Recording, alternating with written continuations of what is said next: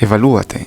El primero en defenderse parece tener la razón, hasta que llega su contrario y lo desmiente. Por eso Proverbios 19. No es bueno el afán sin reflexión, las muchas prisas provocan errores. Entonces Mateo 7. Muchos me dirán en aquel día, Señor, Señor, ¿no profetizamos en tu nombre, y en tu nombre echamos fuera demonios, y en tu nombre hicimos muchos milagros? Entonces les declararé, nunca os conocí, apartaos de mí, hacedores de maldad. Por ejemplo, Juan 8, los judíos de aquella época le dijeron a Jesús, linaje de Abraham somos. Es decir, ellos decían ser de Dios. Pero Jesús les dijo, sé que sois descendientes de Abraham, pero procuráis matarme, porque mi palabra no haya cabida en vosotros. Yo hablo lo que he visto cerca del Padre, y vosotros hacéis lo que habéis oído cerca de vuestro padre, que su padre es el diablo. Entonces, antes de seguir, evalúate, ¿qué te diferencia de los judíos de aquella época? Porque ellos también se defendían y parecían tener la razón, decían ser linaje de Abraham, es decir, decían pertenecer a Dios, decían amar a Dios y hacer cosas por Dios. Por eso al final muchos dirán, Señor, Señor, en tu nombre no cantamos, no servimos en la iglesia, no hicimos esto, lo otro o aquello. Es decir, parecerán tener la razón, pero llega su contrario y los desmiente. Parte 2. Sigamos. El primero en defenderse parece tener la razón, hasta que llega su contrario y lo desmiente.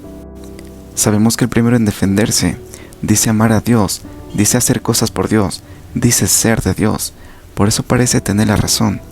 Pero ¿cuál es su contrario y por qué lo desmiente? Vamos a ver.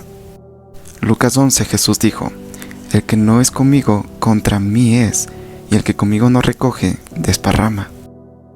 Es decir, hay dos grupos, los que están con Dios y Jesús y los que están en contra. Es decir, los que están en la verdad y los otros que aparentan tener la verdad, pero están en mentiras. Y Juan 4, mas la hora viene y ahora es, cuando los verdaderos adoradores adorarán al Padre en espíritu y en verdad. Por eso Mateo 7, no todo el que me dice, Señor, Señor, entrará en el reino de los cielos, sino el que hace la voluntad de mi Padre que está en los cielos.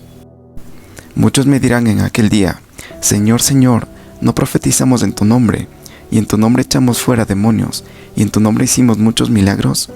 Entonces les declararé, nunca os conocí, apartaos de mí, hacedores de maldad. Entonces evalúate, porque muchos piensan que están adorando al Padre, pero en realidad no hacen la voluntad de Dios, y Dios no los conoce. Por eso están en contra de Dios y Jesús, en mentiras. Parte 3. Muy importante conocer esto. El primero en defenderse parece tener la razón, hasta que llega su contrario y lo desmiente.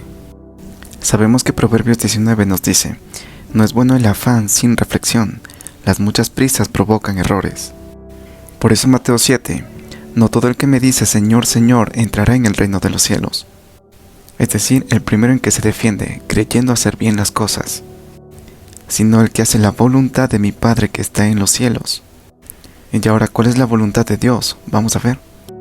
Primera de Timoteo 2, Dios, el cual quiere que todos los hombres sean salvos y vengan al conocimiento de la verdad, para que se cumpla Juan 4, mas la hora viene y ahora es, cuando los verdaderos adoradores adorarán al Padre en espíritu y en verdad, porque también el Padre tales adoradores busca que le adoren.